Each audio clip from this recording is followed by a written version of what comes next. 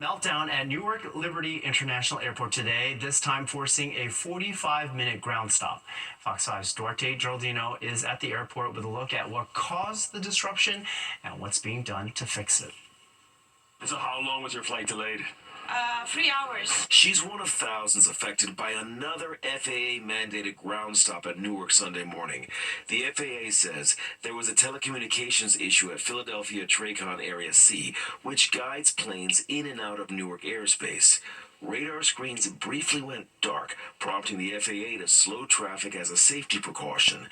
That ground stop lasted about 45 minutes while redundancies were tested. Departures were halted, delays stacked up, and at one point, they stretched more than 2.5 hours. Senator Chuck Schumer is calling this a dangerous string of failures.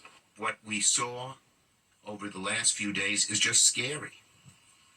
When these terminals go dark, and there are so many planes flying above, the public is freaked out.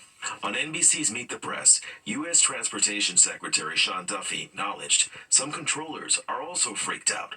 We lost a few controllers who were stressed out by the first connectivity that we lost last week. The U.S. Secretary of Transportation now plans to hold a meeting with every single airline that does business at this airport so that they can agree on how many flights to cut and thereby reduce the stress on the air traffic control system.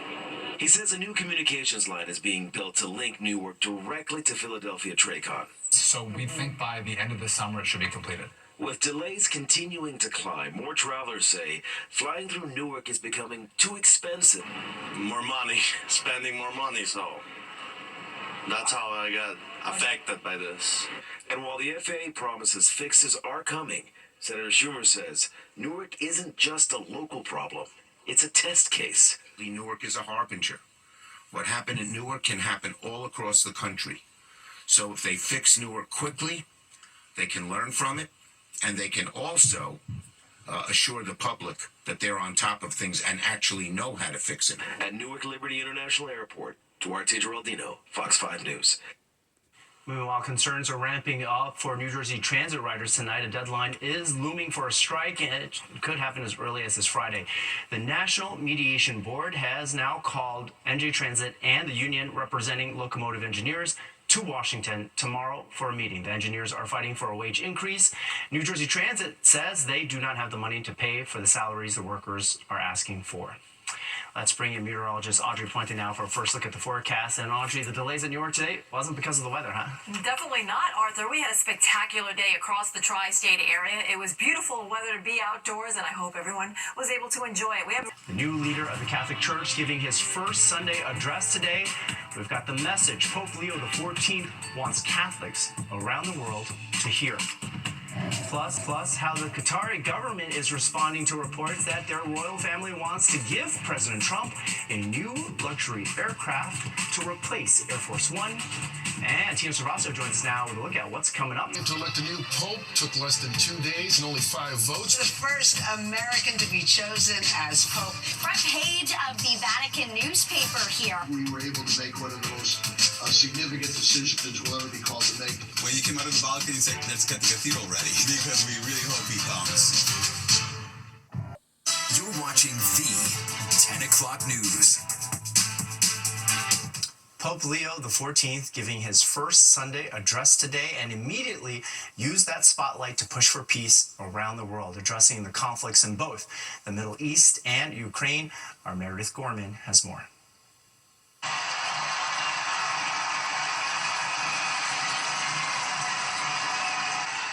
Earlier today was Pope Leo XIV's first Sunday blessing as pontiff at the Vatican. Pope Leo addressed tens of thousands of people at the Vatican's St. Peter's Basilica, holding the weekly noon blessing that happens every Sunday at the center of the church, rather than from the window of the Apostolic Palace like popes before him have.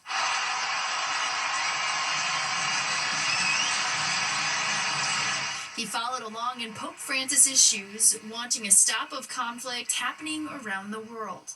And he called for an end to the war in Ukraine, as well as a call for the release of Israeli hostages and a ceasefire in Gaza. In Manhattan, Timothy Carter Cardinal Dolan didn't lead Mass at St. Patrick's Cathedral as he is still in Rome, but Sunday morning's Mass was full of churchgoers who were excited to see Pope Leo become Pope. I'm proud to be an American, and I'm proud that he's an American, but mostly that he's a Catholic, and hopefully will lead us more to the traditional Catholic. I'm just happy we have a new pope. I was pretty sad about Pope Francis. An exciting new era for the Catholic Church. Reporting from St. Patrick's Cathedral, I'm Meredith Gorman, Fox 5 News. Ukrainian President Vladimir Zelensky is challenging Russia's President Vladimir Putin to meet him face-to-face in Turkey. It is the latest move in a weekend-long exchange of proposals from both sides on the next steps to take in the U.S.-led peace effort. Zelensky says he still holds hope that Russia will agree to a ceasefire to begin tomorrow. Ukraine, along with European allies, had demanded Russia accept an unconditional 30-day ceasefire starting Monday before holding talks, but Moscow effectively rejected that proposal, instead calling for direct negotiations.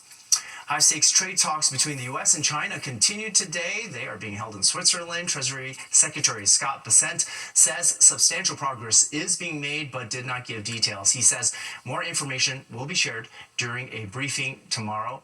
On social media last night, President Trump suggested a total reset on tariffs could be on the way. Meanwhile, President Trump's plane could be getting an upgrade. ABC News is reporting that during his visit to Qatar this week, the president is preparing to accept a super luxury Boeing 747-8 jumbo jet from the royal family of Qatar.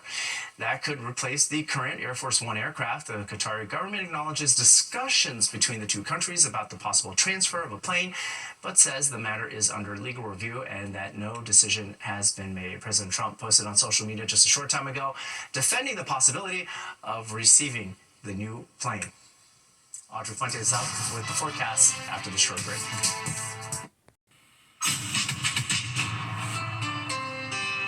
It's time now for a look ahead at some stories happening this week.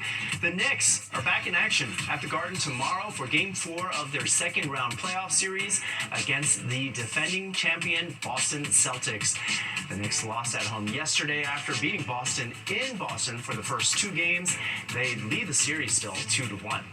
And also tomorrow, in case you're hungry, Flushing's 4th annual Restaurant Week kicks off. 19 restaurants are participating and will be offering prix menus for two, starting at $20. The event runs through May 22nd. And jumping ahead to next weekend, New York City's 19th annual Dance Parade and Festival will be kicking it Saturday. More than 10,000 dancers are expected to be moving their feet to 100 different styles of dance. All I know is the Macarena. All right, we're going to be right back. But first, let's take a look at what we need to know about tomorrow's commute.